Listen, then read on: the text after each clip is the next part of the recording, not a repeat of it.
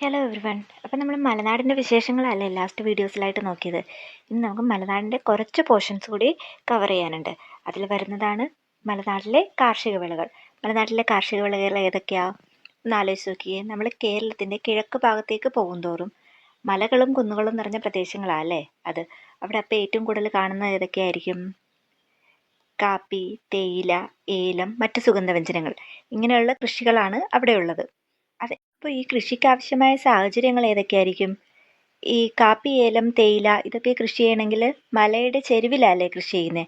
അപ്പം മലയുടെ ചെരുവ്, അവിടെ ക്ലൈമറ്റ് എങ്ങനെയായിരിക്കും? അവിടെ എപ്പോഴും ടെമ്പറേച്ചർ ഒരു 30 ഡിഗ്രിയിൽ താഴെ ആയിരിക്കും ഓൾമോസ്റ്റ് ഓൾ ടൈംസിലും കാണുക അല്ലേ. പിന്നെ കൂടാതെ അവിടുത്തെ മണ്ണ് ഏതാ? വനമണ്ണ് അല്ലെങ്കിൽ പർവ്വത മണ്ണ് എന്നറിയപ്പെടുന്ന മണ്ണാണ് അവിടെ ഉള്ളത്. അത് കൂടാണ്ട് ഉയർന്ന മഴയുടെ അളവ് കൂടെ ഉണ്ട്. ഇതൊക്കെ അവിടുത്തെ കൃഷിക്ക് അനുയോജ്യമായ സാഹചര്യങ്ങളാണ്. ഇനി മലനാട്ടിലെ അല്ലെങ്കിൽ പശ്ചിമഘട്ടത്തിലെ 2 പ്രധാന കൊടുമുടിയാണ് അഗസ്ത്യാർകൂടവും ആനമുടിയും അല്ലേ. ഇതിൽ നിന്ന് PSC സ്ഥിരമായിട്ട് ക്വസ്റ്റ്യൻ ചോദിക്കാറുണ്ട്.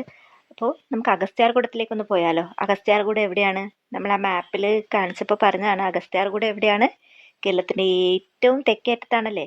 അപ്പോൾ ഏത് ജില്ലയിലാണ് അഗസ്ത്യാർകൂടം സ്ഥിതി ചെയ്യുന്നത്? തിരുവനന്തപുരം ജില്ലയിലാണ്.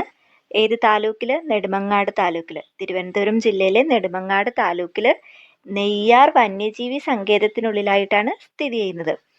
ഇത് അഗസ്ത്യാർകൂടം എന്ന് പറയുന്നത് ഏത് മലയിലാണ് സ്ഥിതി ചെയ്യുന്നത്? അഗസ്ത്യമലയില അല്ലേ. അഗസ്ത്യമലയിലെ കൊടുമുടിയാണ് അഗസ്ത്യാർകൂടം എന്ന് പറയുന്നത്.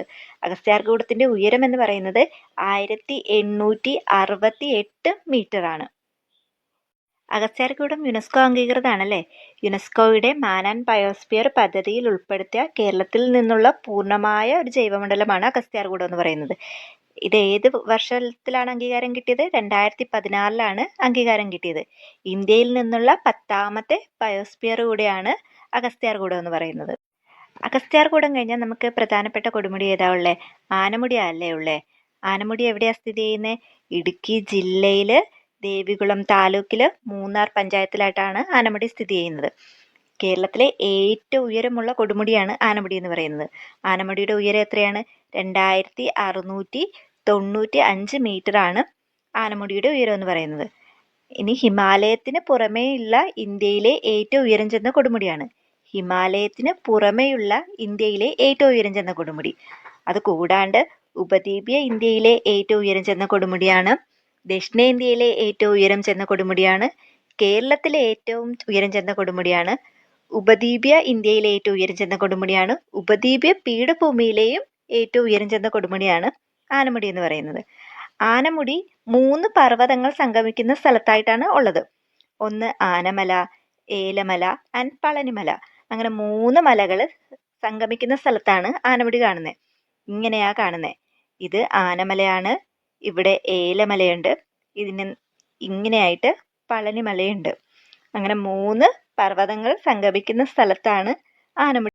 ആനമുടി ഇരവികുളം നാഷണൽ പാർക്കിലായിട്ട്, ഇരവികുളം ദേശീയോദ്യാനത്തിലായിട്ടാണ് സ്ഥിതി ചെയ്യുന്നത്. ഇനി ആനമുടിയുടെ ഉയരം നമ്മൾ പറഞ്ഞല്ലേ 2695 മീറ്റർ ആണ്. ഇനി 2640 മീറ്റർ ഉയരമുള്ള മീശപ്പുലിമലയാണ് കേരളത്തിലെ ഏറ്റവും ഉയരം ചെന്ന 2ാമത്തെ കൊടുമുടി. അപ്പോൾ ഇതോടുകൂടി മലനാടിൻ്റെ വിശേഷണങ്ങളൊക്കെ കംപ്ലീറ്റ് ആയിട്ടുണ്ട്. ഇനി വരുന്നത് ഇടനാടാണ് അല്ലേ. ഇടനാട് കേരള ഭൂപ്രകൃതിയുടെ ടോട്ടൽ 40% ഇടനാടെന്ന് പറയുന്നത്. ഇടനാട് സിറ്റുവേറ്റഡ് ബിറ്റ്വീൻ മലനാട് ആൻഡ് തീരപ്രദേശം. മലനാടിനും തീരപ്രദേശത്തിനും. കേരളത്തിൻ്റെ കിഴക്ക് ഭാഗത്തായിട്ട് എന്താ കാണുന്നത്? മലനാടാണ് അല്ലേ. പടിഞ്ഞാറ് ഭാഗത്തായിട്ട് കാണുന്നത് തീരപ്രദേശം. ഇതിന് ഇടയിലായി കാണുന്ന പ്രദേശമാണ് ഇടനാടെന്ന് പറയുന്നത്. ഇതിന് ഇടയിലായിട്ട് കാണുന്ന 7.5 മീറ്ററിനും 75 മീറ്ററിനും ഇടയിലുള്ള സ്ഥലങ്ങളെയാണ് നമ്മൾ ഇടനാടെന്ന് പറയുന്നത്.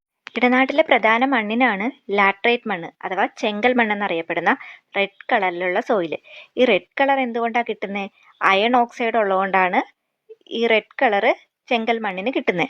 ഇത് മഴയും വെയിലും മാറി മാറി വരുന്ന പ്രദേശങ്ങളിലാണ് ഈ റെഡ് കളറിലുള്ള ചെങ്കൽ മണ്ണ് അല്ലെങ്കിൽ ലാട്രൈറ്റ് മണ്ണ് കാണുന്നത് അല്ലേ. ഇന്ത്യയിലെ ഏറ്റവും പഴക്കം ചെന്ന ലാട്രൈറ്റ് കുന്ന് ഏതാണെന്ന് ചോദിച്ചു കഴിഞ്ഞാൽ മലപ്പുറം പെരിന്തൽമണ്ണയിലെ അങ്ങാടിപ്പുറം ആണ് ഇന്ത്യയിലെ ഏറ്റവും പഴക്കം ചെന്ന ലാട്രൈറ്റ് കുന്ന്. ജിയോളജിക്കൽ സർവേ ഓഫ് ഇന്ത്യ പ്രഖ്യാപിച്ച ആദ്യത്തെ ഭൂമിശാസ്ത്ര പൈതൃക സ്ഥലം കൂടിയാണ് അങ്ങാടിപ്പുറം എന്ന് പറയുന്നത്.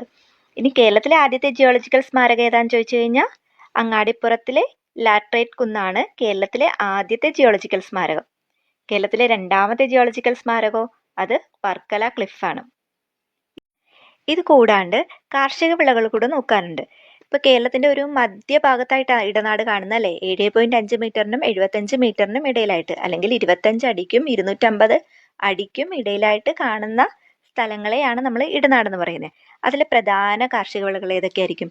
ഏകദേശം ഇടനാടെന്ന് പറയുമ്പോൾ നമ്മുടെ കോട്ടയം റീജിയൻ ഒക്കെ വരുമല്ലേ? കോട്ടയം റീജിയനിലൊക്കെ ഏറ്റവും കൂടുതൽ കാണുന്നത് എന്താ? റബ്ബറാ അല്ലേ?